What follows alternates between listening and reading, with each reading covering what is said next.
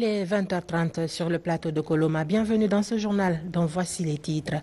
10 millions d'euros, c'est le montant d'une convention de financement de l'appui à l'entrepreneuriat féminin. La Commission de l'Union européenne et le ministère du Plan en sont les deux signataires. Daouda Taban Silla sera dans ce journal pour les détails. Également dans ce journal, les anciens ministres Kassori Fofana, Oyegi Lavogui et Mohamed Diané, appelés à la barre ce mercredi, ont boudé la salle d'audience. La partie civile irritée a demandé une comparution forcée. Enfin, au ministère de l'Environnement, journée de réflexion sur le genre et son intégration au secteur. Un rappel est fait sur le faible niveau de représentativité des femmes dans les instances de prise de décision. C'est tout pour les titres. Mesdames et messieurs, bonsoir. Merci de préférer la RTG pour vous informer. Le président du CNT a reçu en audience ce matin l'ambassadeur du Maroc en Guinée. Les échanges entre Dr Dansa Kourouma et le diplomate du royaume chérifien ont porté sur le renforcement des liens de coopération entre Conakry et Rabat. Le point avec Robert Sidi Tono. Cet entretien avec l'ambassadeur plénipotentiaire du royaume chérifien en Guinée a essentiellement porté sur le renforcement des liens d'amitié et de coopération entre Conakry et Rabat. Des questions d'intérêt économique et culturel réciproque ont été abordées. J'ai effectué une visite de courtoisie aujourd'hui auprès du président du CNT.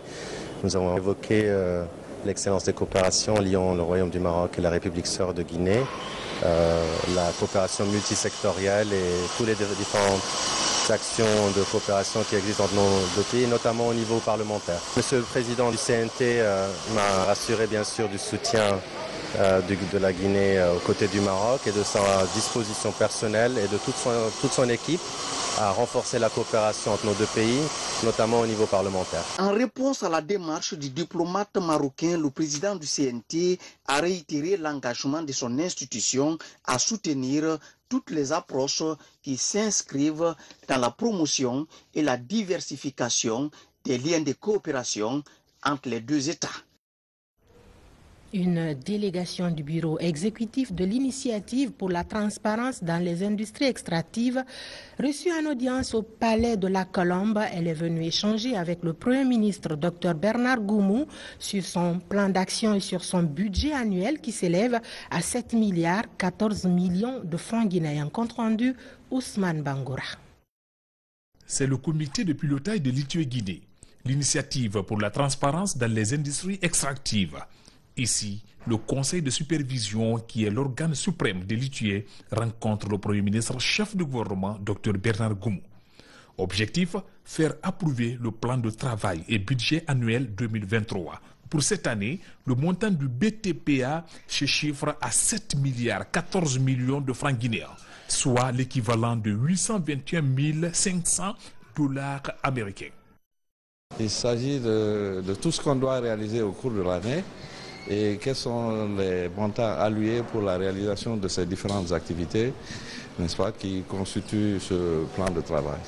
L'un des éléments importants, c'est d'abord la production des rapports ITIE et ensuite c'est la dissémination de ce rapport. Ensuite, il faut reconnaître que la Guinée a pu avoir une position très importante sur le plan international en s'inscrivant parmi les pays leaders en ITIE. Et il faut donc maintenir cette position et renforcer même cette position.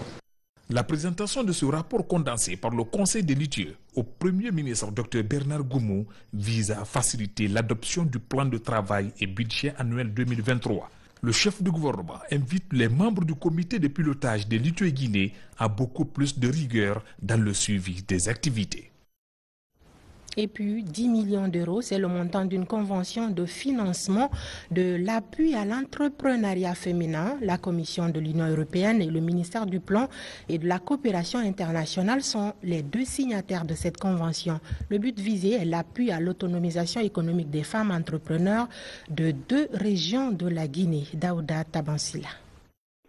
La signature de cette convention d'une enveloppe financière de 10 millions d'euros entre l'Union européenne et la Guinée s'inscrit dans la perspective d'appui aux initiatives entreprises par le gouvernement de transition pour la réduction de la pauvreté et de l'autonomisation des femmes. L'engagement du partenaire est vivement salué par le ministère du Plan. et de la coopération internationale.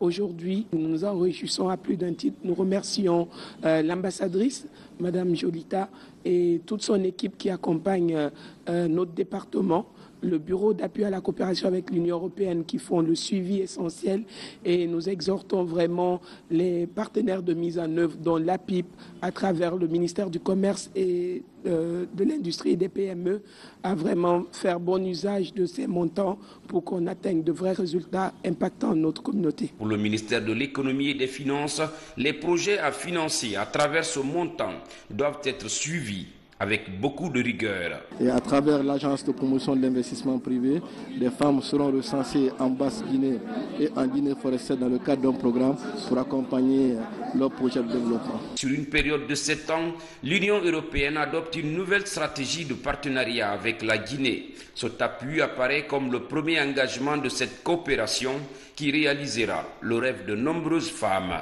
du pays. Ce programme touche aux principales priorités de l'Union européenne pour la Guinée et pour l'Afrique de l'Ouest en général. Nous aborderons le défi sous 2 angles. Premièrement, le programme va renforcer les institutions publiques ou privées pour qu'elles puissent à leur tour être mieux préparées afin de répondre aux besoins des femmes entrepreneurs.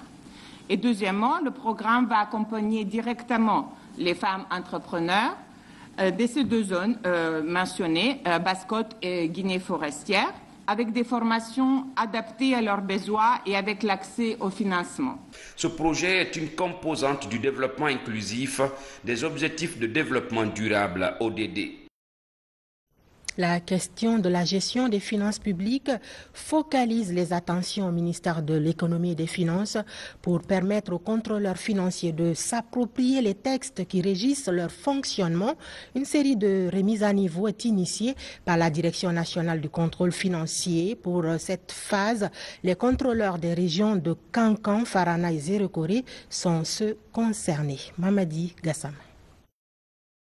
Au nombre des diagnostics posés, le besoin en formation des contrôleurs financiers au ministère de l'Économie et des Finances, la machine est mise en branle pour corriger les insuffisances. Le pays s'est inscrit dans une dynamique de refondation.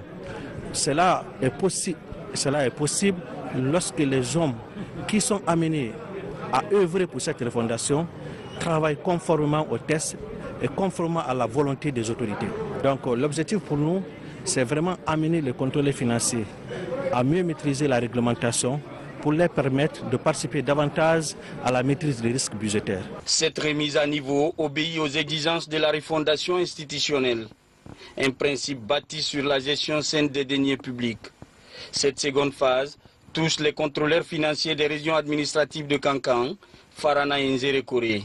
Cette formation est bien tombée parce que nous savons que les choses ont changé, les structures ont changé, les modalités de gestion ont changé. Donc, il faut mettre ces contrôleurs au bain de la situation pour qu'ils puissent vraiment gérer de façon efficace et efficiente. Ces 5 jours de formation devraient donc permettre à ces commis de l'État de s'approprier des textes qui régissent leur fonctionnement, notamment sur le manuel de procédure d'exécution des dépenses, le manuel de procédure de contrôle financier et le plan d'engagement. Justice à présent, les anciens ministres Kassori Fofana, Oye Guilavogui et Mohamed Djani étaient attendus à la barre ce mercredi, mais les prévenus ont préféré bouder l'audience, une situation qui a irrité la partie civile au point de l'amener à demander une comparution forcée. Tierno Younoussaba. Ministère public contre Oye Guilavogui. L'ancien ministre sous Alpha Condé appelé à répondre des faits présumés de détournement. Ce mercredi, le prévenu a préféré le vide au dire des avocats de l'État. Alors que l'avocat du prévenu, lui, trouve normal la non-comparution de son client et donne ses raisons. M. Oye Guilavogui, ex-ministre de la République, n'a pas créé le vide. Il ne peut pas et ne doit pas aller devant une juridiction qui n'a plus son dossier à l'instant T. Nous parlons droit, nous ne parlons pas autre chose. L'article 80 de la loi sur la Cour suprême est très clair. En matière pénale, le pourvoi en cassation suspend l'exécution de la décision attaquée, sauf en ce qui concerne les intérêts civils. Il y a une décision qui a été rendue par la CRIEF, qui l'amena à l'audience. Cette décision est attaquée devant la Cour suprême. La Cour suprême a même réclamé le fond du dossier. Donc pour nous, le dossier est à la Cour suprême sur le pourvoi. C'est très clair. Et il n'y a pas de contournante juridique en la matière. Il faut forcément attendre que la Cour suprême tranche. Une bataille judiciaire est donc ouverte. En tout cas, les avocats commis par l'agence judiciaire de l'État n'ont pas la même lecture des faits que ceux de la défense. Comme Oye, Diani et Kassori n'ont pas aussi répondu à l'appel de la CRIEF, les avocats de l'État exigent la comparution forcée de ces derniers au visage de la loi. Après avoir constaté la non-présence de M. Oye Guilavogui, il nous a donné la parole.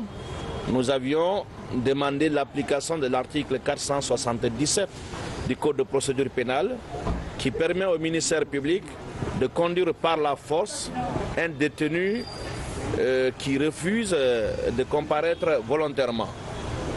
Le ministère public a fait savoir que les ordres d'extraction étaient partis et que l'huissier était en train de constater le refus par ses prévenus de comparaître. Il attendrait que l'huissier lui fasse le retour autant pour moi, pour tirer toutes les conséquences de droit. Cela dénote, Monsieur le Président, son mépris pour votre Chambre. C'est pourquoi nous, au nom de l'agent judiciaire de l'État, Monsieur le Président, honorables assesseurs, nous vous prions de bien vouloir enjoindre au ministère public de faire comparaître M. Kassori Fofana de force à la plus prochaine audience de votre Chambre. La Chambre du jugement a donc renvoyé l'affaire Oye Guilavogui pour le 22 mars prochain et le 20 pour les docteurs Diani et Kassori. Une mission de la Cour pénale internationale est à Conakry. Elle est venue évaluer le niveau d'avancement du procès du 28 septembre lancé en septembre 2022. Un séjour de travail qui sera mis à profit pour parler de l'application du protocole d'accord entre la Guinée et la CPI, dont la mise à disposition du fonds de compensation au profit des victimes. Tierno Younoussaba. 7 mois après le lancement du procès du 28 septembre, la CPI toujours aux côtés de la Guinée. C'est dans le cadre de cette solidarité qu'une mission de la Cour pénale internationale séjourne à Conakry. Avec le ministre de la Justice, il est question de la mise en œuvre du protocole d'accord signé entre l'institution et la Guinée en septembre 2022. Nous avons demandé à ce que le fonds d'indemnisation au profit des victimes dans tous les pays, notamment le Mali, la Côte d'Ivoire, la Géorgie et autres, ont pu quand même bénéficier que le cas guinéen soit pris en compte. Les promesses ont été faites. C'est dans le cadre de la réalisation de ces promesses que nous recevons ce matin une mission conjointe composée du bureau du procureur près de la Cour pénale internationale et les représentants du Fonds d'indemnisation des victimes de la CPI. Le procès du 28 septembre polarise l'attention et la Guinée travaille à la manifestation de la vérité et au dédommagement des victimes. La volonté rassure la mission. La mission s'inscrit dans l'esprit de la mise en œuvre du protocole d'accord signé le 28 septembre dans l'année passée entre le procureur Karim Khan et le président de la République. Donc moi, comme représentant du bureau du procureur de la CPI, on est là pour discuter la mise en œuvre des articles de ce mémorandum. Nous sommes ici, donc, comme le disait M. Klaus Molitor, dans le cadre d'une mission de travail sur invitation de M. le garde des Sceaux pour pouvoir explorer avec les autorités guinéennes quelles sont les opportunités et les enjeux en matière de réparation ici en Guinée. Donc c'est une mission de travail. Nous allons rencontrer les interlocuteurs principaux des questions ayant trait aux victimes et à la question des réparations. La mission de la CPI a prévu de rencontrer tous les acteurs intervenant dans le dossier. Objectif, recueillir l'avis de tous. On en vient à la Senamsco, la Semaine nationale du mérite scolaire. En attendant la grande finale prévue le 18 mars, les élèves candidats à la couronne ont entamé des rencontres avec les autorités. Le ministre Alpha Bakar Bari est le premier à recevoir les Miss mathématiques et les débatteurs. Il leur a prodigué des conseils pour la réussite dans leur cursus respectif. Abdelaziz Baldi. La Semaine nationale du mérite scolaire prend une belle allure pour promouvoir l'excellence au sein de l'école guinéenne. Depuis ce mercredi, des visites dans des départements ministériels sont entamées. Première étape, le ministère de l'enseignement technique et de la formation professionnelle. Autour de la table, les débatteurs et les Miss mathématiques écoutent les orientations de deux ministres, tous promoteurs de l'excellence. Nous sommes très impressionnés par la qualité de formation, le niveau des jeunes filles et des jeunes hommes qui nous ont visités aujourd'hui. C'est l'opportunité pour moi de féliciter le ministère de l'enseignement préuniversitaire et de l'alphabétisation pour toutes les belles réformes qui sont faites dans ce ministère et leur dire la disponibilité de mon équipe et de moi-même à participer non seulement à cette semaine mais aussi à l'ensemble des activités de ce ministère parce que pour nous c'est fondamental que l'enseignement de base soit de qualité. Depuis que le CNRD est là, le mérite est au centre de tout. Donc tout le gouvernement est derrière tout ce qui est mérite, commencé par le président de la transition. Quand on sait que la Senamsco a été instituée par décret par le président de la transition, voilà pourquoi tout le gouvernement soutient la Senamsco. La Senamsco séduit et l'engagement des membres du gouvernement devient une source d'inspiration sur le chemin de la conquête du trophée final. Vraiment, je suis très enthousiasmé par ces conseils qu'il nous a donnés. Ils sont vraiment très dépassés. Et moi, personnellement, ces conseils-là me permettent de relever les défis dans les études et de prendre assez de temps pour faire la lecture. Déjà, que l'on nous permette de visiter les ministères et de discuter avec les ministres est une grande opportunité qui fera naître en nous une motivation intense afin que nous puissions travailler encore plus et atteindre le niveau de ces ministres. Ces élèves vont multiplier ce genre de rencontres. La primature, le CNT et d'autres ministères sont en ligne de mire. Objectif, être à l'écoute de ces commis de l'État afin de s'inspirer de leurs riches expériences pour une éducation basée sur le mérite. Autre sujet dans ce journal, les accidents de la route qui endeuillent chaque jour des familles aussi bien à Conakry qu'à l'intérieur du pays. Pour y faire face, les autorités mettent à la disposition des services de sécurité des équipements de contrôle, notamment des appareils pour détecter le taux d'alcoolémie chez les chauffeurs en état d'ébriété. Mounir Bari. L'agence guinéenne de la sécurité routière vient de doter la police et la gendarmerie mobile des équipements.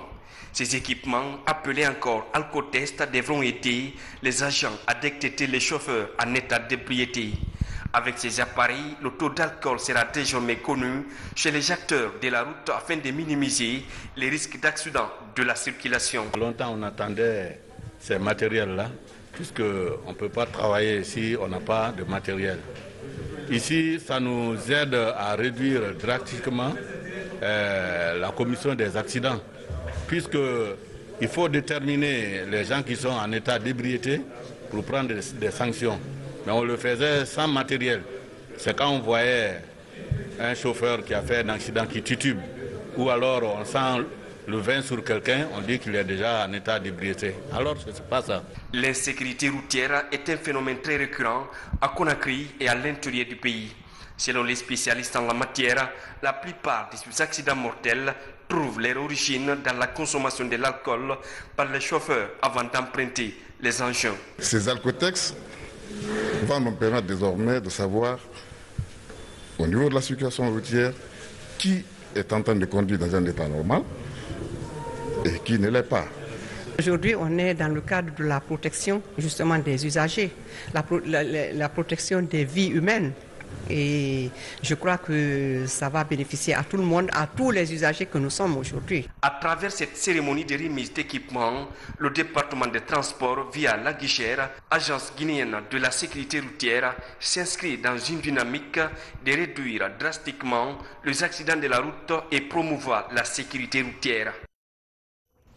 Le carême est en cours et Ramadan pointe à l'horizon des moments de pénitence pendant lesquels la stabilité des prix des denrées de première nécessité doit être effective. Mais est-ce le cas dans les marchés? Pour s'en rassurer, le Conseil guinéen des chargeurs rencontre les membres de la Chambre de commerce de la commune de Matam afin d'anticiper la flambée et surtout la pénurie.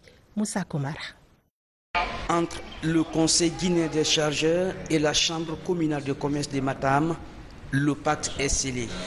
Ces opérateurs économiques s'engagent à accompagner le gouvernement durant ces moments difficiles pour les fidèles chrétiens et musulmans. Nous les avons rassurés quant à notre ferme volonté de s'approvisionner notre pays en denrées de première nécessité en abondance.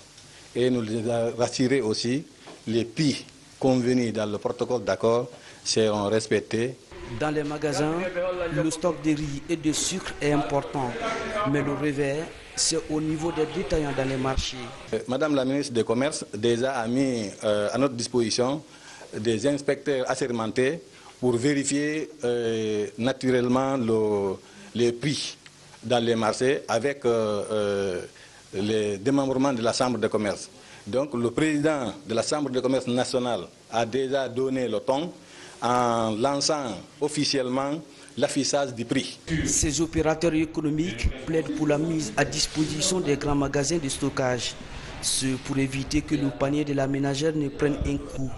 Des engagements sont pris. Nous sommes convaincus que notre autorité, le ministère des Transports, le ministre du Commerce, le Premier ministre et le chef de l'État ne ménageraient aucun effort pour que des magasins d'État puissent être mis à la disposition de nos partenaires qui sont les chargeurs, les opérateurs économiques. Les autorités du Conseil guinéen des chargeurs espèrent multiplier la campagne de sensibilisation auprès des opérateurs économiques. La responsabilité est donnée aux grossistes d'éveiller au respect des prix. Puisqu'on parle de carême, la direction du Fonds de développement social et de l'indigence lance une campagne de distribution des vivres aux indigents des églises du pays, une initiative présidentielle qui vise à assister ces personnes vulnérables en les aidant à passer dans de bonnes conditions cette période de pénitence. Younoussa Tawel Kamara. En ce mois de carême, le président de la République, le colonel Mamadi Doumbouya, à travers la direction générale du Fonds de développement social et de l'indigence, assiste les personnes indigentes des différentes églises du pays. Première étape, la paroisse Sainte-Rita de Sangoya. Ici, 200 fidèles chrétiens bénéficient des vivres composés de sacs de riz et de bidons d'huile.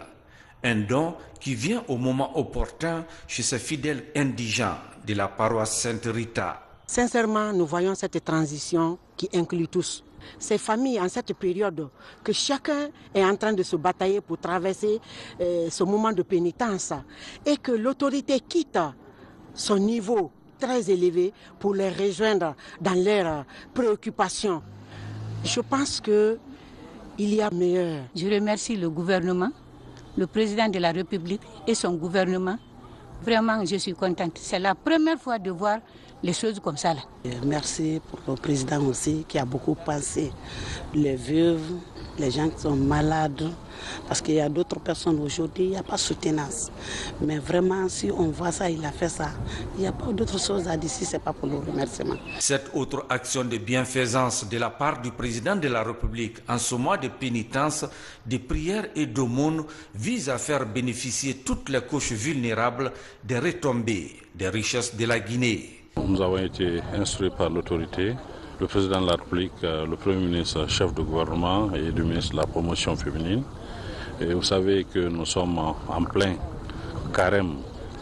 Donc il est important pour nos frères et sœurs en Christ, indigents, qu'il faut les accompagner. Nos frères et sœurs chrétiens indigents qui vont bénéficier de ces vivres et vont les utiliser très bien. Pour la plupart, c'est des veuves, c'est des personnes à mobilité réduite qui n'ont aucune situation. Le processus de distribution des vivres aux fidèles indigents des églises va se poursuivre dans les autres lieux de culte de la capitale et de l'intérieur du pays durant toute la période du carême. Dans le même registre, un projet d'appui à l'insertion des personnes vulnérables dans la cité de solidarité est lancé. C'est dans le cadre de la réhabilitation de cette cité pour favoriser l'insertion professionnelle des personnes vulnérables. Mohamed De Camara, Abraham, Christophe Conti. Les autorités de la transition ont mis dans leurs priorités la problématique de la vulnérabilité dans les projets et programmes de développement. Cette volonté politique se manifeste à ce jour dans la cité de solidarité, d'où le lancement d'un projet d'appui à l'insertion des personnes vulnérables. Il s'agira dans un premier temps de procéder à la finalisation de la réalisation des blocs portant sur l'apprentissage des métiers dédiés appelés Centre Souleymane Babasso. De l'autre côté, l'initiative gouvernementale porte sur la réhabilitation de l'établissement de la cité de solidarité, du pensionnat de la cité, en vue d'en faire un établissement social digne de nom. Cette cité, qui est détournée de son profil original, est devenue un pensionnat où cohabitent plusieurs catégories de personnes. Sa réhabilitation devrait réduire les effets de la vulnérabilité. Nous savons que, à partir de l'instant, le ministère, son gouvernement et le président de la République, le combat qu'ils sont en train de mener en faveur des personnes handicapées, nous saluons l'idée et nous accueillons, c'est-à-dire à bras ouverts. Avec le projet, évidemment, il y aura de l'espace pour que les gens vivent sereinement bien et vivent en Guinée. Et cela n'a été apporté, la chance là n'a été apportée que par l'avènement du CNRD. À l'occasion, des matériels ont été symboliquement offerts aux apprenants à mobilité réduite pour assurer leur autonomisation et leur promotion. Au terme de la cérémonie, une prestation artistique des personnes à mobilité réduite pensionnaires de la cité. Du social également pour marquer le mois de la femme, le groupe Ecobank Guinée fait un don de vivres et de non-vivres aux enfants de l'orphelinat La Voix des Sans-Voix de Amdalaï Pharmacie. Sa façon de redonner du sourire à ces enfants en manque de chaleur parentale. Marwan Kamara.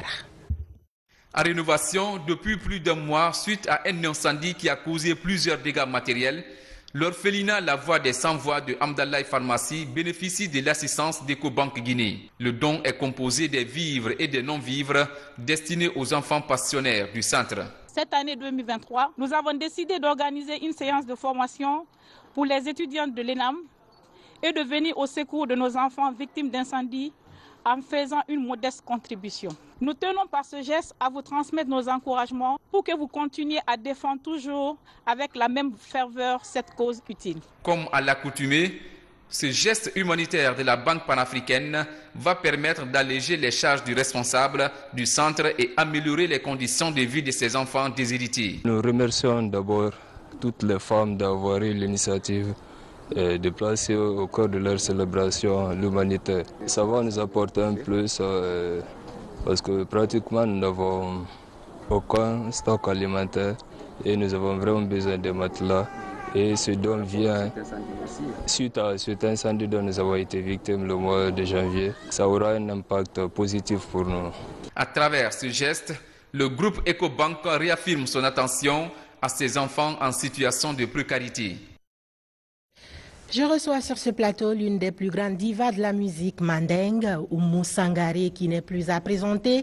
Elle a foulé les plus grandes scènes du monde et côtoyé de grands artistes de renommée. Elle est à Conakry pour un projet précis. Oumou Sangaré, bonsoir. Bonsoir. Merci d'avoir répondu à notre invitation. C'est avec plaisir. Vous n'êtes pas à votre premier séjour en Guinée. Qu'est-ce qui vous amène cette fois-ci? Bon, je sais pas, effectivement, c'est pas ma première fois. Je suis là pour 2 dates précises. Je suis là pour un grand spectacle à l'hôtel Palmer. Et ça, c'est le 17 et le 18 à Kamsar. Voilà, pour le grand public. 2 concerts dans le cadre du mois de la femme. Tout à fait. Quel va être le message que vous allez véhiculer? Le message, ça serait le même message, c'est-à-dire le message d'encouragement. Vous savez, pour ceux qui me connaissent, savent que je suis sur la scène pour vraiment encourager la femme, nos mamans qui ont tant souffert dans la vie, qui n'avaient pas tout à fait le même droit que les hommes, et l'injustice. Il y avait beaucoup d'injustices. Je suis la scène pour dénoncer beaucoup de choses, pour encourager la femme, pour amener la femme à être autonome, encourager la femme à travailler, parce qu'il n'y a pas un développement, il n'y a pas un développement vraiment sans la femme. Il est question, en ce qui concerne ce mois de la femme, d'autonomisation économique, d'entrepreneuriat. Oumou Sangaré est également entrepreneur. J'essaie. Quel message avez-vous à lancer aux Guinéennes, à vos sœurs? Voilà, c'est le même message. Au fait, j'essaie de montrer des exemples. Au fait, j'ai chanté pendant des années pour la femme, pour encourager la femme, pour dire à la femme, non, vous devrez être autonome, vous ne devrez pas trop compter sur les autres. Il faut qu'on soit utile dans la vie. Je l'ai chanté pendant plus de 20 ans et après j'ai jugé nécessaire de montrer un peu des petits exemples avec mes maigres moyens, montrer à la femme que vraiment rien n'est impossible. Et si on veut, on peut vraiment se développer. Donc, le message que j'ai à mes sœurs guinéennes, moi, à la base, je suis moitié guinéenne. Donc, je sais que nous, les Guinéennes, enfin, les Guinéennes, les femmes guinéennes, maliennes, c'est des femmes, c'est des braves femmes, naturellement. C'est des femmes qui sont des battantes. C'est vraiment des vraies battantes. Oui. Mais comme on dit chez nous, Sanji Korowosi Telonabre, mais maintenant, c'est en train de sortir parce que les femmes évoluent dans beaucoup de choses. Et elles sont là en train de montrer que oui, on peut compter sur eux. 2 grands spectacles pour les femmes guinéennes, à Pamkamayen et à Kamsar. Vous n'allez pas nous quitter sans faire un acapella pour quand même faire plaisir à vos nombreux fans et à nos millions de téléspectateurs. Tout à fait, mais ce n'est pas que les femmes seulement. Oui, mais c'est dans le cadre du mois de la femme. Dans le cadre Tout le monde, tous vos fans sont invités. Il y a parmi vos fans des hommes. Nous sommes des mamans, nous sommes des sœurs. Vous savez, nos hommes sont bien à côté de nous, on les aime à côté de nous. Donc on invite tout le monde de sortir massivement, les hommes surtout, accompagner nos sœurs, accompagner nos mamans pour venir vraiment célébrer ces mois dédiés à la femme. Est-ce qu'il y a un avant-goût? Un petit avant-goût pour justement inciter ces hommes à accompagner les femmes, les dames ces jours. Nena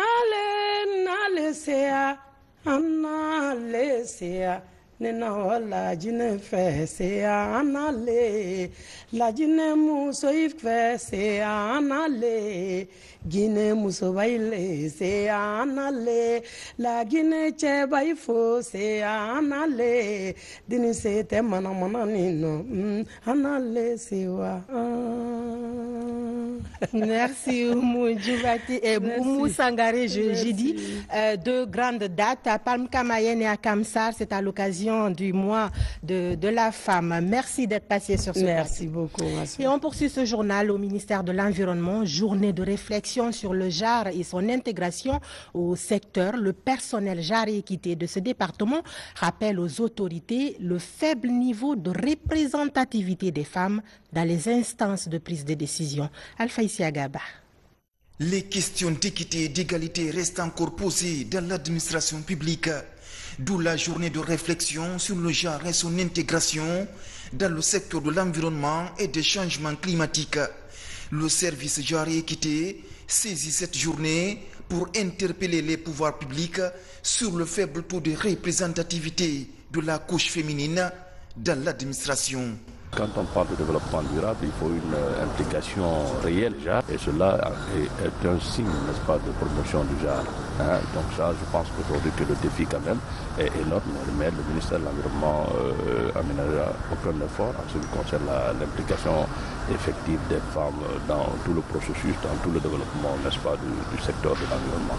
Dans un contexte de refondation, la prise en compte des préoccupations des femmes trouve des échos favorables.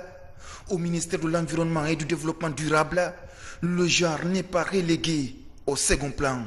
L'objectif à atteindre ici, c'est pour faire un plaidoyer à travers des différentes recommandations qui vont assortir de cette journée de réflexion et soumettre aux autorités. Cette journée de réflexion sur le genre et son intégration dans le domaine environnemental se tient en prélude de la célébration du 8 mars, journée internationale des droits des femmes. À Cancan, de l'eau potable pour les établissements sanitaires, mais aussi pour les ménages. C'est un projet développé par le Service national d'aménagement des points d'eau SNAP et financé par l'UNICEF. Les deux font de la réduction des infections dans les structures sanitaires une priorité. Diamokaba. Au centre-ville de Cancan, des bidons remplis d'eau potable au quartier Saint-Kéfara. C'est la fin d'une longue crise au sein des ménages. L'accès permanent est désormais assuré par cette structure sanitaire de la périphérie de Nabaya. Le point d'eau a un double enjeu, améliorer la qualité des soins et intensifier la politique d'hygiène et d'assainissement dans les centres de santé. Il y a longtemps, les agents de santé prenaient de l'eau à 3 km du centre de santé pour venir s'approvisionner. Donc franchement, nous sommes contents. Ça a même diminué le taux de contamination. Le défi affiche le champ d'action du Service national d'aménagement des points d'eau, SNAP. Pour atteindre son objectif, il mène actuellement dans la région de Cancan différentes actions auprès de 42 établissements de santé, uniquement pour faciliter l'accès à l'eau potable. Nous avons visité tout à l'heure le centre de santé de Kalfa Moria. Ce que j'ai vu et ce que j'ai entendu du chef de service de santé me rassure. En remerciant aussi également les partenaires, Banque mondiale et l'UNICEF. Grâce à eux, nous avons eu vraiment ces ouvrages de qualité. De l'eau potable dans les salles de soins, ça enlève une grosse épine des pieds du personnel. Et l'eau, c'est la vie, mais l'eau également, c'est l'hygiène. Donc l'eau potable dans un centre de santé est extrêmement important. En rencontrant les cadres régionaux, la nouvelle équipe du SNAP espère changer la donne pour le bien de tous. Plusieurs actions sont planifiées pour améliorer les conditions de travail. Réunion de la Direction générale du Fonds d'aide au développement du sport FADES. Objectif, valider le manuel de procédure administrative, comptable et financière et le plan stratégique 2023-2025. Une réunion qui s'est tenue en présence du ministre de la Jeunesse et des Sports, Djibril Kamara, Mangamori Kamara. Cette réunion du Fonds d'aide au développement du sport FADES a permis aux cadres techniques relevant de ce département stratégique d'échanger autour de l'avenir du sport en Guinée. Deux instruments de gestion et de planification sont ainsi élaborés. Il s'agit du plan stratégique opérationnel triennal et le manuel de procédure administrative. Donc le plan stratégique, c'est important parce que ça sert de boussole, n'est-ce pas, à l'organisation. Du point de vue de sa structuration, du point de vue de l'organisation. Et nous pensons que c'est un pas important dans le sens de la modernisation, n'est-ce pas, la gestion du sport en Guinée. Franchement parlant, FADES a déjà fait un premier pas pour aller vers le comité paralympique. Donc parlant de FADES, je peux dire que l'espoir est vraiment permis, quoi. Pour l'applicabilité de ces projets, le directeur général du Fonds d'aide au développement du sport en Guinée a formulé des requêtes pour plus d'appui de l'État guinéen. Cette réunion est l'occasion pour moi de lancer un appel solennel à l'endroit de M. le ministre de la Jeunesse et des Sports ainsi que le chef de gouvernement pour un réel accompagnement des FADES afin qu'ils cessent d'être ces fonds sans fonds. Notre objectif est donc de léguer à notre jeunesse un héritage durable au cœur duquel le sport a toute sa place. Depuis l'avènement du CNRD au pouvoir, le gouvernement, sous l'impulsion de son Excellence le colonel Mamadi Doumbouya, président de la transition, est à pied d'œuvre pour conduire effectivement notre nation à l'émergence. Notre devoir donc à tous est de faire du sport la vitrine de cette émergence. Dans son programme de création d'emplois, le Fonds d'aide au développement du sport FADES compte former 150 jeunes en technique de fabrication de matériel et équipements sportifs. Dans ce registre, après la région de Kankan, Zérekoré et Labé seront bientôt touchés par cet ambitieux programme auto-emploi des jeunes. Dans l'actualité sportive, toujours, l'équipe nationale junior de hand est rentrée cet après-midi après avoir participé au Trophy Challenge intercontinental comme unique représentant de l'Afrique. Le Sili Junior a terminé vice-champion et sera au mondial de sa catégorie en Allemagne en 2023. Bintia Kondi. C'est à 16h50 que les vice-champions du Challenge intercontinental ont atterri sur le tarmac de l'aéroport international Ahmed Sékou Touré. Trophée à main, sourire sur le visage, ces ambassadeurs ont accompli une véritable prouesse. L'engagement, la détermination et la fierté de représenter la Guinée ont été les sources de motivation du Sili Handball Junior en terre sud-américaine.